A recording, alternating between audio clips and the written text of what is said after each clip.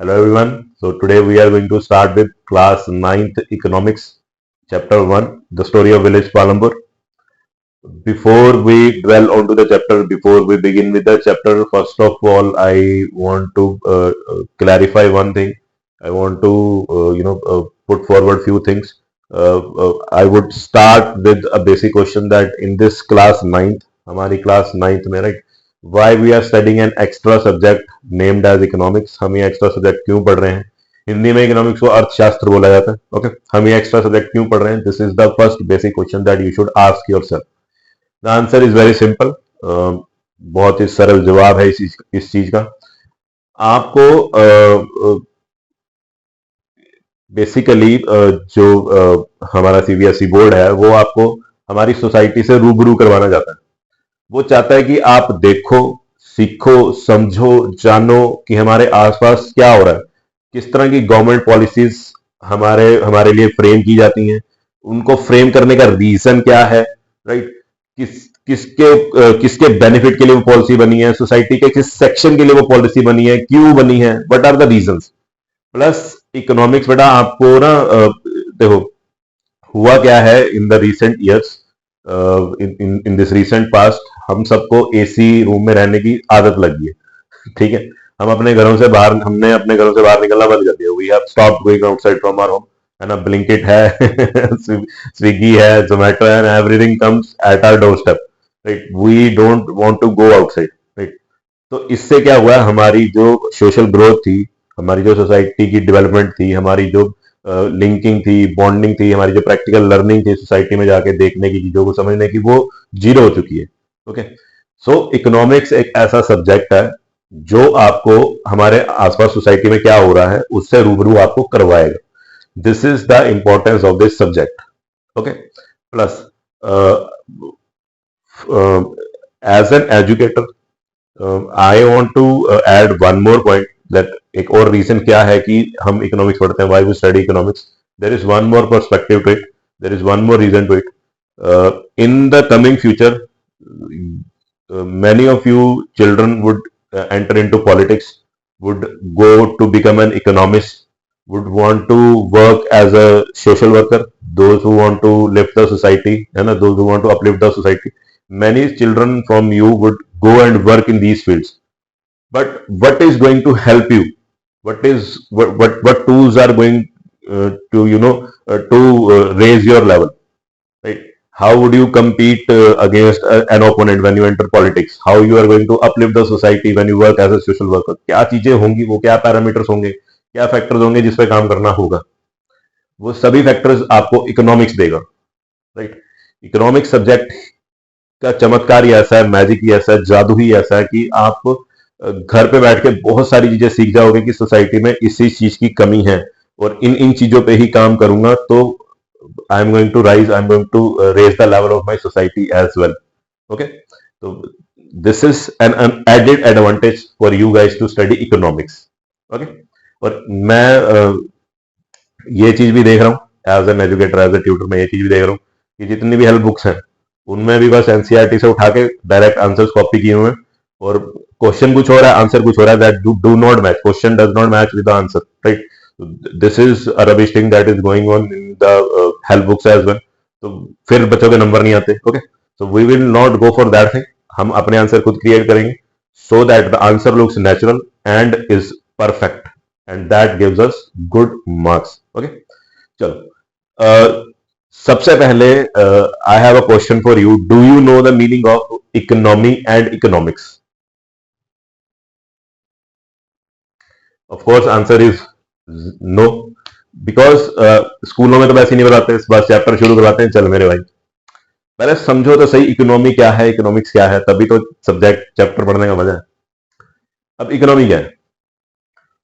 किसी भी एरिया को या किसी भी रीजन को आप इकोनॉमी बोलोगे अगर उस एरिया में या उस रीजन में क्या होता हो, प्रोडक्शन होती हो, मैन्युफैक्चरिंग ऑफ गुड्स होती हो, है ना, सर्विसेज होती प्रोड्यूस होती हो, और उन गुड्स या सर्विसेज के बदौलत, है ना, बनाने वालों को क्या होता हो, प्रॉफिट होता हो. ठीक है, कमाई होती हो यानी कि उनकी. तो उस एरिया को, उस रीजन को बोला जाएगा इकोनॉमी.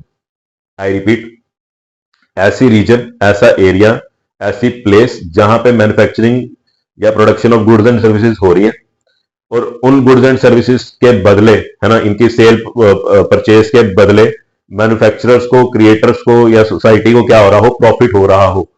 तो उस एरिया को जहां पे ये बिजनेस चल रहा है for the purpose of profit, right, तो उस रीजन को, उस एरिया को बोला जाएगा इकोनॉमी।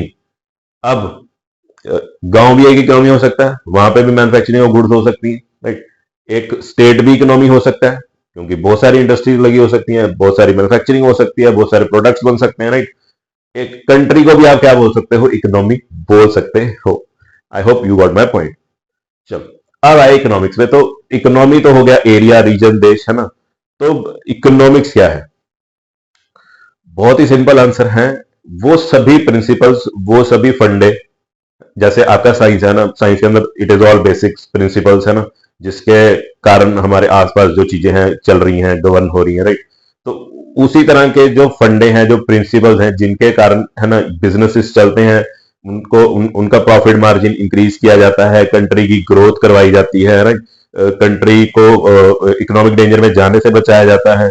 ओके, तो वो सभी फंडे, वो सभी प्रिंसिपल्स जो एक देश को, एक यानी कि इंडस्ट्री को, प्रोडक्शन इंडस्ट्री को, मैन्युफैक्चरिंग इंडस्ट्री को, राइट, चाहिए होते हैं, जिनकी बदौलत वो ग्रो कर सकें, इकोनॉमिकली ग्रो कर सकें, राइट, फाइनेंशियली ग्रो कर सकें, तो उन सभी फंडों को, उन सभी प्रिंसिपल्स को एक सब्जेक्ट में पढ़ा जाता है।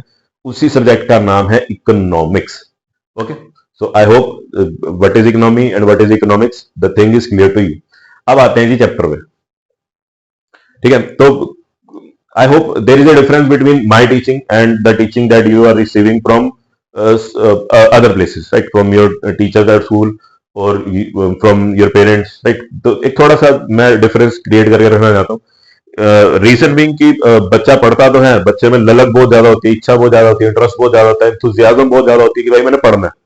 पर जब उससे पूछो कि भैया इकोनॉमिक्स है क्या, इकोनॉमी क्या है ना, फिर ही इज जीरो। फिर उसका इंटरेस्ट टूटने लग जाता है। जब उसके बेसिक क्लियर नहीं होते, जब उसके फंडामेंटल्स ही क्लियर नहीं होते, फिर वो डिसइंटरेस्टेड होने लगता है सब्जेक्ट से, और उसको सब्जेक्ट ना बोरिंग लगने लगता है। और शायद यही कारण है, यही कारण है कि हमको एसएसटी सिर्फ क्रैमिंग के लिए लगती है कि भाई क्रैम करेंगे, रटेंगे, पढ़ेंगे, एंड में अच्छे नंबर लेंगे, चल मेरे भाई। एसएससी कोई पढ़ने वाला सब्जेक्ट नहीं, sorry, it is the most interesting subject. मैं इंजीनियर हूं, मैं इंजीनियर होने के बाद मैं ये सब्जेक्ट पढ़ाता हूँ, बिकॉज एक बार पढ़ना शुरू किया ढंग से, फंडामेंटल समझे, तो बहुत मजा आने लगा। और वही मजा, वही इंटरेस्ट देखना मैं आपके लिए इस सब्जेक्ट में भी बनाऊंगा, वादा रहा। और मेरा काम, मेरी टीचिंग पसंद आए तो please like, please share and please subscribe my channel. And इतना ज्यादा शेयर करो, अगर अगर सच में पसंद आ रहा है तो इतना ज्यादा शेयर करो कि यार मैं और बढ़िया कंटेंट ला के बना के दिखा पाऊँ आप सबको।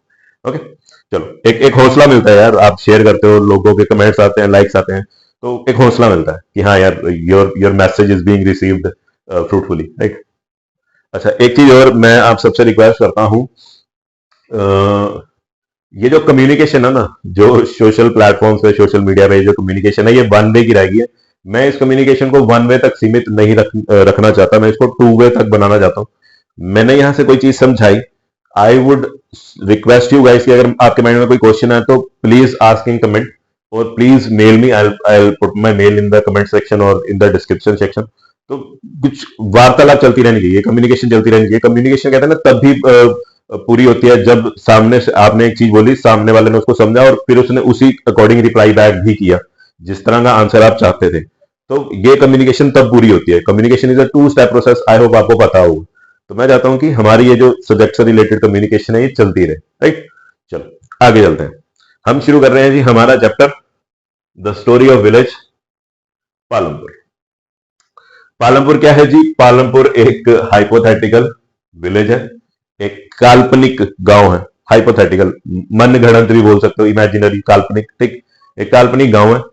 और बेसिकली हमने इस गांव के बारे में क्यों पढ़ना है, हम ये स्टोरी क्यों पढ़ रहे हैं? ऑथर साहब कह रहे हैं कि हमने वेरियस फैक्टर्स ऑफ प्रोडक्शन के बारे में जानना है, जिसकी वजह से हम इस चैप्टर की स्टोरी पढ़ने वाले हैं। अच्छा, to be very honest, to be very frank, chapter में फैक्टर्स ऑफ प्रोडक्शन को लेके सिर्फ एक ही पेज है और बाकी सारे पेजेस पे उसने पालमपुर की स्टेट, पालमपुर की स्थिति को बयान किया हुआ। वो प्रोडक्शन से हटके वो पालमपुर के बारे में समझाने लग पड़ा है ऑथर। राइट, ऑथर साहब सारा कुछ छोड़ छाड़ के, प्रोडक्शन तो उसने बता नहीं दिया ना स्टार्टिंग में, कह रहा कि हम प्रोडक्शन के बारे में सीखेंगे। वो प्रोडक्शन से हटके सिर्फ पालमपुर की जो खासियत है वो बयान करने निकल पड़े। वो पालमपुर की सिचुएशन को, पालमपुर की इकोनॉमिक्स को डिफाइन करने चल गए। राइट, तो एक हिसाब से मैं बोलूं तो आपके साथ थोड़ा सा धोखा हुआ। राइट, तो just bear with it. Okay, चलो क्या है, क्यों है, ये सब बात की बातें वो तो ऑथर को ही पता होगी, भैया उसने प्रोडक्शन को इतनी कम स्पेस क्यों दी, उसने पालमपुर को इतनी ज्यादा स्पेस क्यों दी, वो सब बात की बात है। But the chapter is really interesting. ठीक है, कुछ तो चलो प्रोडक्शन का कुछ तो हम पढ़ेंगे। राइट, और हाँ, और क्या बोलता है ऑथर की फार्मिंग मेन एक्टिविटी है पालमपुर में। गांव, हर एक गांव की मेन एक्टिविटी यार फार्मिंग ही होती है। राइट, छोटे लेवल की हो, बड़े लेवल की हो, राइट, फ्रूट्स की हो या वेजिटेबल की हो, farming is the main activity in the villages. Palampur में भी वो बोल रहा है कि farming is the main activity.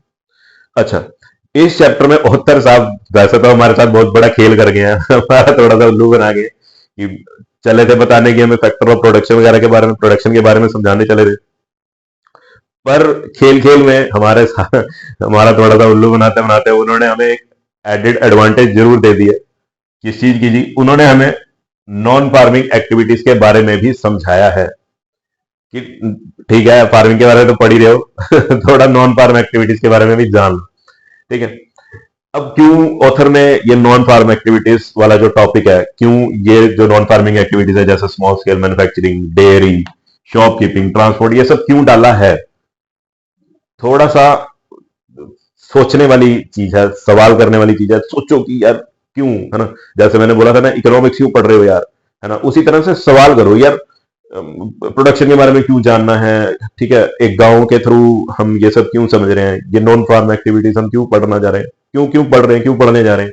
थोड़ा इंक्विजिट अपना एंथुजियास्टिक अपना नेचर रखा करो। ठीक है ना, तभी चीजें मजेदार लगेंगी। अब मैं वही सवाल करता हूं कि ऑथर, है ना, शुरू तो हुआ था प्रोडक्शन के बारे में समझाते समझाते, चला गया वो पालमपुर की हिस्ट्री बयान करने। ठीक, फिर in the and he is saying कि चलो नॉन फार्म एक्टिविटीज के बारे में पढ़ो। क्यों चाहता है ऑथर, क्यों क्यों बुक बनाने वाला ये चाहता है कि आप नॉन फार्म एक्टिविटीज के बारे में इस चैप्टर में पढ़ो? ठीक है, चलो समझना है तो इसको एक क्वेश्चन के थ्रू समझते हैं। अगर मैं मान लो कि आप एक आईएएस ऑफिसर हो, है ना, और मैं किसी स्टेट का सीएम हूं, और मैं आपकी ड्यूटी लगाऊं कि भैया मेरे को अपनी स्टेट के इस रूरल एरिया के, आप डीसी हो, राइट, आपने इस रूरल एरिया को डेवलप करना है, इसको इकोनॉमिकली स्टेबल बनाना है, स्ट्रॉन्ग बनाना है, इसको इकोनॉमिकली रेस करना है, फाइनेंशियल स्टेटस लोगों का इंप्रूव करना है, लिविंग स्टैंडर्ड लोगों का इंप्रूव करना है। So work on it. ठीक, तो आपको कुछ ना कुछ तो करके दिखाना है सीएम साहब को, राइट। तो सीएम साहब वरना आपकी ट्रांसफर करा देंगे किसी जंगल वंगल वाले और भी खतरनाक एरिया में भेज देंगे, डिसर्टेड एरिया में भी भेज सकते हैं, राइट। तो what would you do, what kind of action you would take? एक रूरल एरिया की इकोनॉमी को आपने अपलिफ्ट करना है तो आप क्या क्या स्टेप्स लोगे? This is this should be your thought process, right. चलो, अगर मैं आपको ये बोलूं, इसका आंसर बहुत सिंपल है। अगर मैं आपको ये बोलूं कि रूरल एरिया के लोगों को सिर्फ फार्मिंग में जाने से रोकने के लिए आप उनको थोड़ा सा एक तरफ और टर्न करो। जस्ट बीइंग उन्होंने अपने आप को रिस्ट्रिक्ट कर दिया कि हम सिर्फ फार्मिंग ही करेंगे, अर्निंग करेंगे ना, उनको फार्मिंग से निकाल के थोड़ा किसी और सेक्टर में भेजने की कोशिश करो। शायद उनका फाइनेंशियल स्टेटस इंप्रूव हो जाए, शायद उनकी अर्निंग इंप्रूव हो जाए, है ना। इससे वो क्या करेंगे, इससे अल्टीमेटली उनका जो लिविंग स्टैंडर्ड है वो इंप्रूव होगा, राइज करेगा, राइट। तो इसीलिए हम सिर्फ फार्मिंग पे ही फार्मर्स को लिमिट नहीं कर देना चाहते, उनको फार्मिंग से निकाल के हम दूसरे सेक्टर में ट्रांसफर करने की कोशिश करते हैं। ओके, अब वो क्या क्या हो सकते हैं स्टेप्स? कुछ स्टेप्स उसने हमें बताए हैं कि उनको बोलो कि भैया थोड़ा मैन्युफैक्चरिंग शुरू करो, कैप्स बनाओ, पेन्स बनाओ, गुड़ बनाओ, शुगर बनाओ, ठीक है, डेयरी का काम करो, दूध का काम करो, ठीक है, या ब्रेड बनाने का काम करो, बिस्किट बनाने का काम करो, कुछ भी करो, राइट। उसके क्या होगा? ठीक है, फार्मिंग तो चल रही है, फार्मिंग कितने साल में? मैक्सिमम 9 महीने कर लोगे, 10 महीने कर लोगे with the help of irrigation. अगर मानसून पे डिपेंडेंट हो तो हद से ज्यादा 5 महीने कर पाओगे। उसके बाद क्या करोगे? 5 महीना मैक्सिमम करी तो 7 महीना क्या करोगे?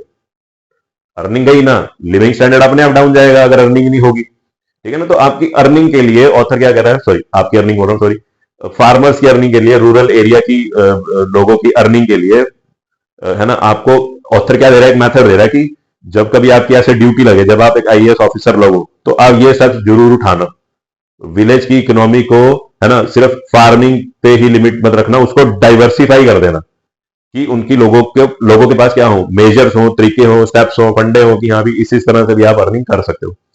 और क्या करो जी, शॉपकीपिंग करो, है ना, बोलते हैं ना परचून की दुकान ठीक है, grocery shop, right, cloth house, tailor की शॉप्स भी होनी चाहिए, है ना, क्लोथ हाउस भी होना चाहिए, कंप्यूटर सेंटर भी होना चाहिए, है ना। और एंटरटेनमेंट के लिए भी शॉप्स होती हैं यार, राइट, कि बार्बर शॉप भी होगी और एंटरटेनमेंट के लिए होगी, जैसे गेमिंग स्पॉट्स हो गए, राइट, उससे भी अर्निंग हो सकती है।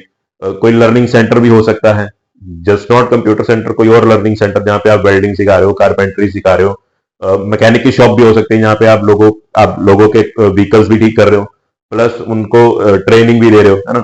एसी रिपेयर शॉप भी हो सकती है ना, या फिर कुछ और भी, शॉपकीपिंग भी एक बढ़िया ऑप्शन है, राइट। उसके बाद ट्रांसपोर्ट, उनको ट्रांसपोर्ट के काम में डालो।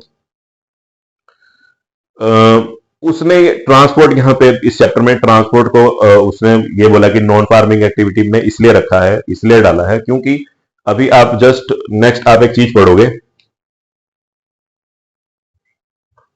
ये कि एक ऑल वेदर रोड पालमपुर को पास ही के बड़े गांव रायगंज से जोड़ रहा है, और आगे एक टाउन शाहपुर से एक ऑल वेदर रोड जोड़ रही है। ठीक है, अब अगर ये रोड पालमपुर को रायगंज के साथ,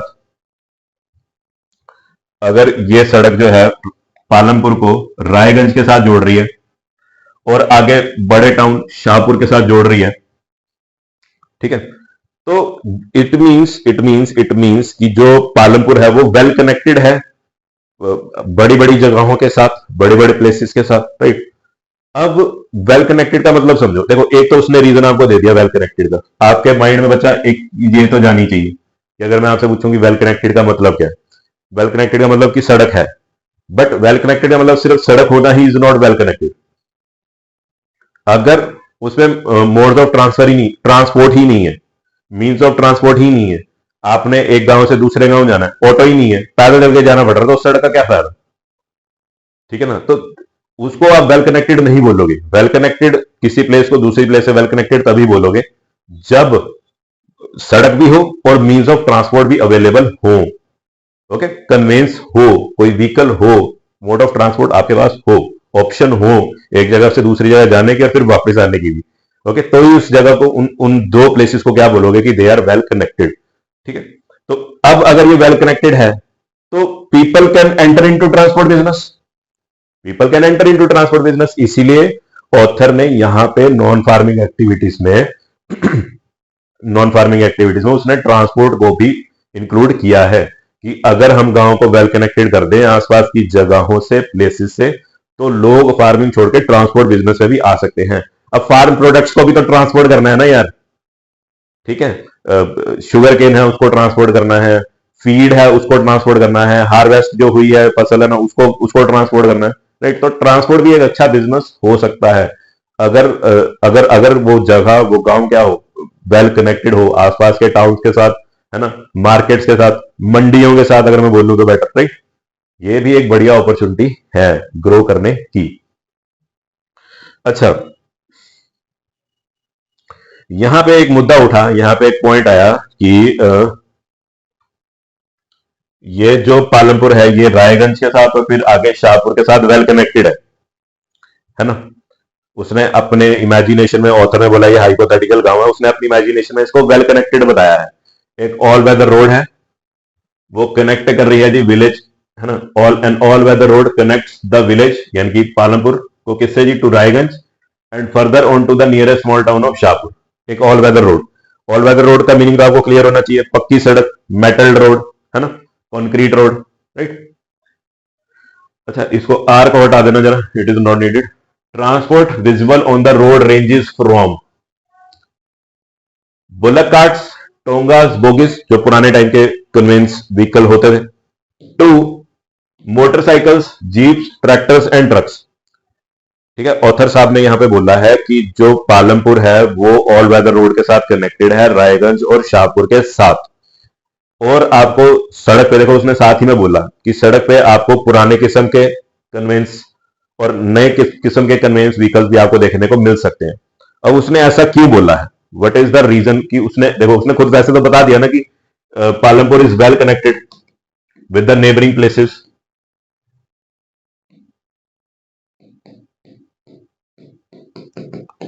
ठीक है जी, तो Palampur is well connected with the nearest places, और इसीलिए उसने कहा था कि ट्रांसपोर्ट का काम कर लो। ये चीज तो हमें समझ में आ गई, राइट। अब मुद्दा यहां पे ये है, सवाल ये है कि सिर्फ ट्रांसपोर्ट के काम के लिए ही गांव को लिंक कर देना, ये ये क्यों सफिशिएंट है, ये क्यों वैलिड पॉइंट है कि भी सिर्फ ट्रांसपोर्ट का काम ही। अब यार खुद सोचो ना, ट्रांसपोर्ट का काम कोई इतना बड़ा काम होगा क्या? हार्वेस्टिंग सारा साल थोड़ी ना होती होती रहती है। आज फसल लगाइए, 3 महीने बाद शायद उसकी कटाई हो, महीने बाद कटाई हो, तब जाएंगे मंडी। डेली डेली तो कौन जा रहा है, राइट। तो ट्रांसपोर्ट का नाम सोचने वाली बात है, इतना बड़ा कोई काम नहीं है। इतना बड़ा कोई काम नहीं है कि आपकी अर्निंग बहुत ज्यादा हो जाए। बट फिर भी उसने, ऑथर ने बड़े स्पेसिफिकली, है ना, बड़े बड़े ध्यान से, बड़े सीक्रेटली उसने ये एक टॉपिक डाल दिया, ट्रांसपोर्ट। ठीक है, और देखो आपको पता भी नहीं चला कि इसने इसने ट्रांसपोर्ट क्यों डाला, इसने इसको वेल कनेक्टेड क्यों बनाया शहर को। What he wants to teach you, to you fellows, कि हाँ भी ये जगह वेल कनेक्टेड है, वो क्या सिखाना चाहता है। ठीक है, कुछ कुछ एक्स्ट्रा समझने को मिल रहा है, जानने को मिल रहा है ना। ठीक है, मैंने कहा था कि मैं कुछ एक्स्ट्रा ही बताऊंगा, आपके दिमाग के खिड़की दरवाजे सब खुलेंगे और आपको सब्जेक्ट इंटरेस्टिंग लगेगा कि हाँ यार कभी इस लेवल पे नहीं सोचा। चलो वापिस आता हूं, समझाता हूं कि ट्रांसपोर्ट उसने एक और रीजन से डाला। अच्छा, कभी भाषण सुनना मोदी जी का, मोदी जी कहते हैं ना कि भैया यहाँ पे ये मत कहना कि मोदी की प्रेज कर रहा हूँ। Sorry, I am a critic of each and every government. ठीक है, I don't support any government, I am highly critical, I am high very much critical of every ruling party, every government. ठीक है, मैं बहुत critic करता हूँ, कोई भी गवर्नमेंट हो मैं उसका क्रिटिकल ही रहता हूँ। ओके, चलो। तो कभी मोदी साहब ने एक भाषण दिया था कि हमने सभी गांवों में सड़कें बिछा दी जी। ठीक है, सभी गांवों को हमने वेल कनेक्टेड कर दिया जी। क्या कारण था, क्यों बोला उन्होंने भाषण में ऐसा, क्यों गांव को वेल कनेक्ट करना जरूरी है, why? Answer is very simple. अब आपको थोड़ा बहुत समझ में आ रहा होगा कि इससे हमारे देश की इकोनॉमी बढ़ेगी, फार्मर्स को अपने प्रोडक्ट, अपने गुड्स, अपनी क्रॉप को ट्रांसपोर्ट करने में दिक्कत नहीं आएगी, right. It would be easy for the farmers to reach towns, cities, to sell their harvest, to sell their crops, to sell their produce। Okay, तो इसीलिए मोदी सरकार ने ये बोला था कि हमने गांवों को वेल कनेक्ट किया है, हालांकि हुआ कुछ नहीं है। ठीक है, सच्चाई आपको भी मालूम है। Okay, don't go by the behind this Gappu. Okay, लंबी लंबी फेंकने में माहिर है, सब माहिर है, सिर्फ मोदी जी माहिर नहीं है, सभी माहिर है। ओके, चलो वापस टॉपिक पे आते हैं। तो इसीलिए देखो, जब आईएएस ऑफिसर बनोगे या सोसाइटी के लिए काम करना शुरू करोगे, तो मैंने कहा ना, एक कुछ पैरामीटर्स होने चाहिए, कुछ फैक्टर्स होने चाहिए, कुछ आपके पास ऐसे ऐसे पॉइंट्स होने चाहिए जिनको उठाओगे, जिनके ऊपर काम करोगे, तभी सोसाइटी की डेवलपमेंट होगी। ठीक है, तभी हमारा समाज बदलेगा, ट्रांसफॉर्मेशन हमारे समाज में तभी आएंगी। तो वेल कनेक्टेड किसी प्लेस को बनाना, गांव को बनाना is a very high level work, बहुत ही जरूरी काम है, बहुत ही इंपॉर्टेंट काम है। You should be aware about this thing. Okay,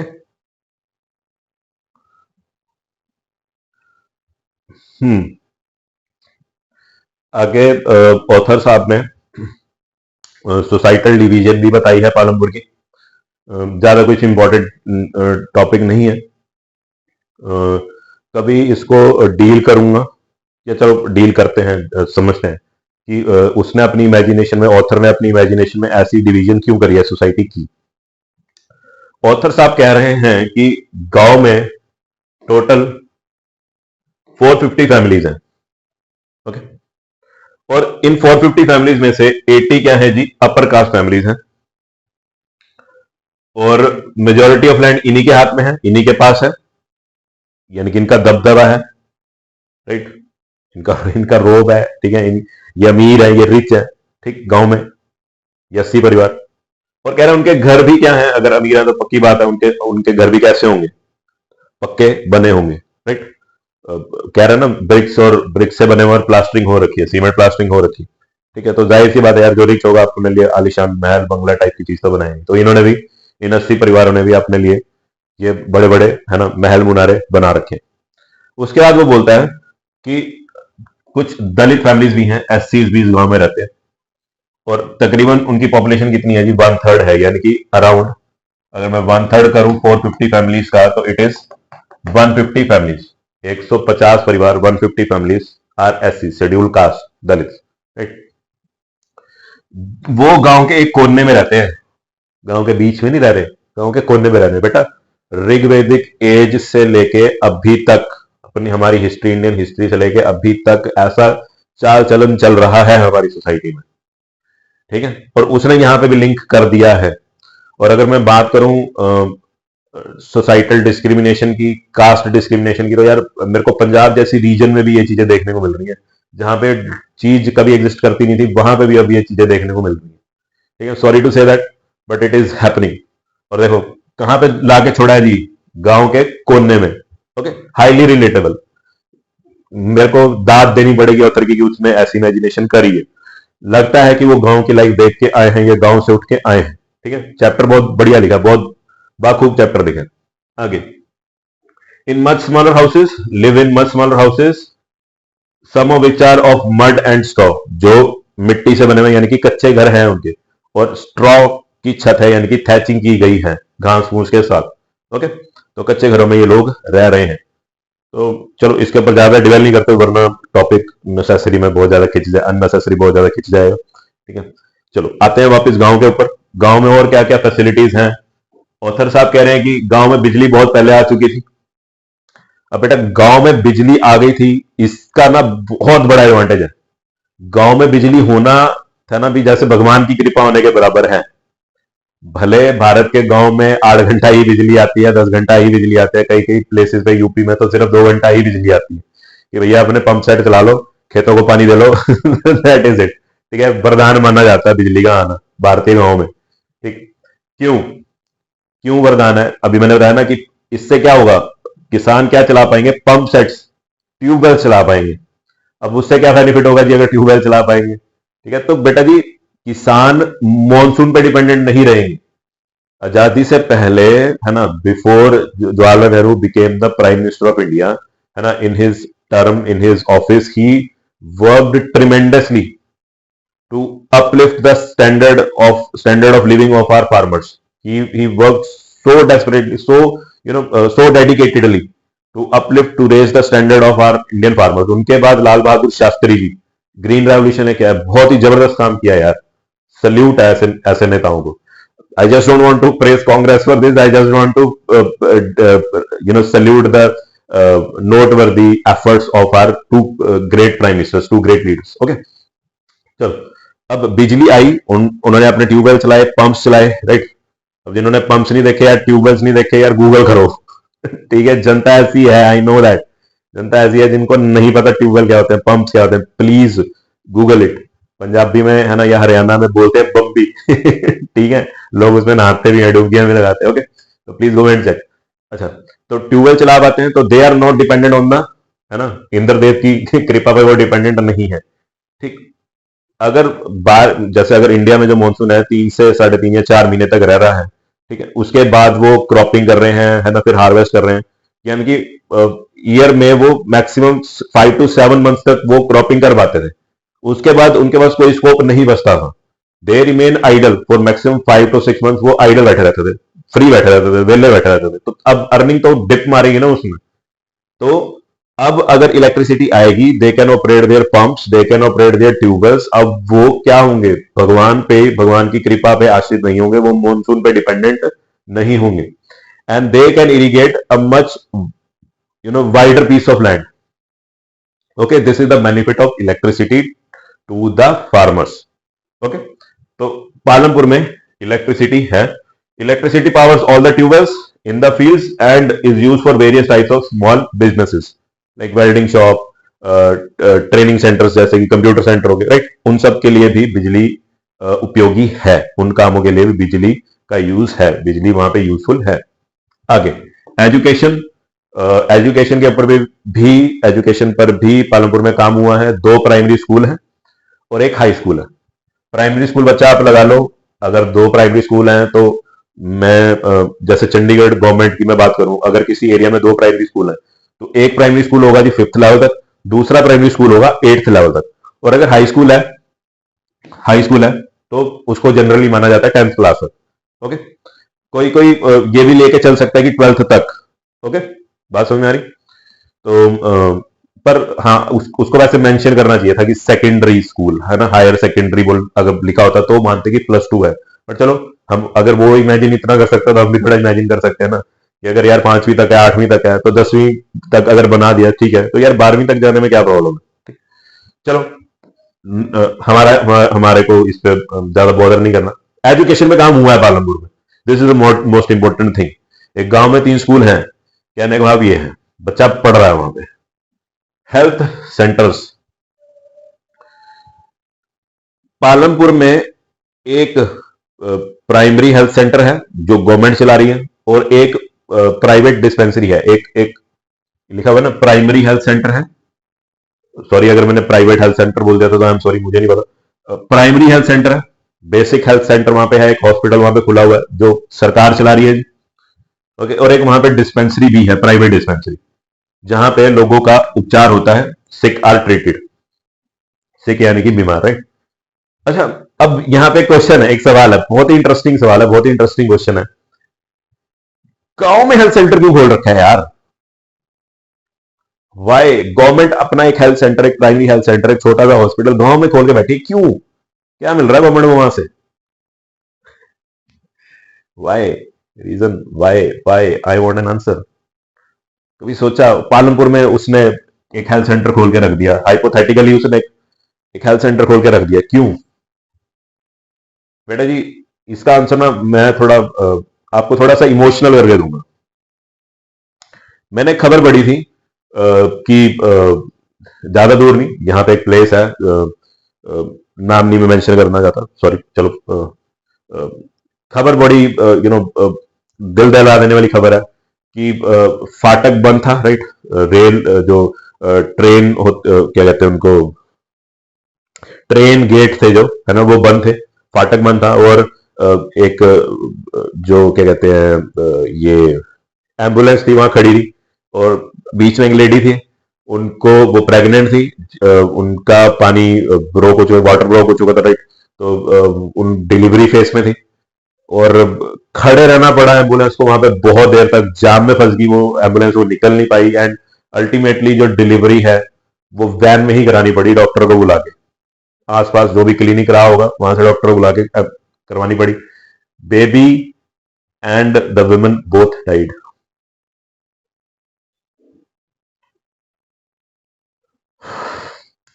ठीक है, तो ये हो रहा है यार, ये हुआ है।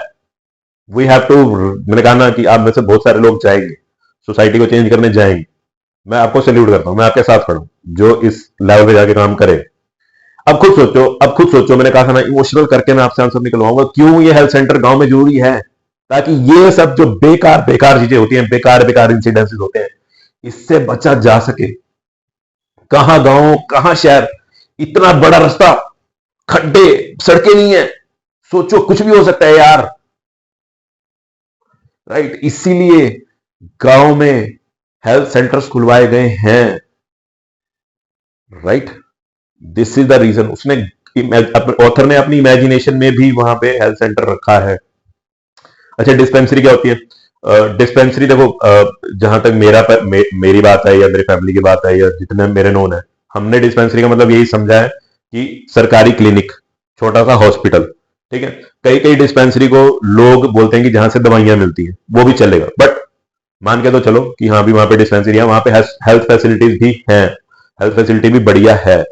ओके, अच्छा, हेल्थ सेंटर का एक रीजन तो आपको पता चल गया कि ज्यादा दूर ना जाना पड़े, धक्के ना खाने पड़े, है ना, विमेन को स्पेशली, या फिर कोई बीमार है जिसको कट लग गया, वूंड होगी, कोई सिक हो गया, ज्यादा बड़ी बीमारी होगी, है ना, तो उनका उपचार वहीं हो जाए, rather going to the city to get the treatment, वहीं पे उनका उपचार हो जाए। This is the one reason for opening health centre at the rural level, at the village level. एक कारण और भी है बेटा जी, और कारण भी है इसका, सुनो। अगर आपके गांव में, आपके आसपास एक गवर्नमेंट रन हॉस्पिटल हो, जैसे यहां पे है, पालनपुर में है, ठीक है, और सरकार ने कुछ बेनिफिट्स भेजने हैं, क्लिनिकल बेनिफिट्स भेजने हैं, हाइजीनिक बेनिफिट्स भेजने हैं, कुछ भी दवाइयों से रिलेटेड, आपकी हेल्थ से रिलेटेड कुछ भी बेनिफिट सरकार ने भेजना है, तो वो हॉस्पिटल में पहुंचा देगी and you can collect from them, right. For example just for your information, एक स्कीम थी, कांग्रेस गवर्नमेंट ने चलाई थी, बहुत अच्छी स्कीम थी, प्रधानमंत्री मनमोहन सिंह के टाइम पे, प्राइम मिनिस्टर मनमोहन सिंह जी के टाइम पे स्कीम चली थी, कि सिर्फ जो जिस लेडी ने अभी बच्चे को जन्म दिया है ना, जिसने अभी डिलीवरी की है, उसको सिर्फ दवाइयां ही मत दो, उसको थोड़ा खर्चा भी दो, और उसको थोड़ा न्यूट्रिशनल बेनिफिट भी दो। अब अगर इतने सारे बेनिफिट्स भेजने हैं, फाइनेंशियल ग्रांट भेजनी है, ओआरएस के पैकेट्स भेजने हैं, हेल्थ यानी कि खाने पीने की कुछ चीजें भेजनी है सरकार ने, तो कहां भेजे? हेल्थ सेंटर भिजवा दो जहां पे बच्चे की डिलीवरी हुई है, वहां पे उसका नाम चढ़ा होगा, बर्थ सर्टिफिकेट भी वहीं का बना होगा, राइट, और वहां से वो लेडीज बेनिफिट रिसीव कर सकती। This is also one reason to open health centre in a village. Okay, चलो, आई होप इतनी स्टोरी आपको समझ में आई हो, मैं कुछ ज्यादा ही बेसिक्स, ज्यादा ही फंडामेंटल में चला गया, राइट। तो ओवरऑल आपको अब समझ में आ रहा है कि पालनपुर क्या है। पालनपुर एक बहुत ही अच्छा वेल डेवलप्ड गांव है, जहां पे प्रॉब्लम्स बहुत कम है, लोगों को धक्के कम खाने पड़ते हैं, काइंड ऑफ ऐसा बहुत बढ़िया वेल डेवलप्ड गांव है, एजुकेटेड है, इलेक्ट्रिसिटी है, लोगों के पास काम है, वेल कनेक्टेड है ये गांव। They they they are not bothered about many things that are not available to people at other places, other villages। Okay, चलो आगे चलते हैं।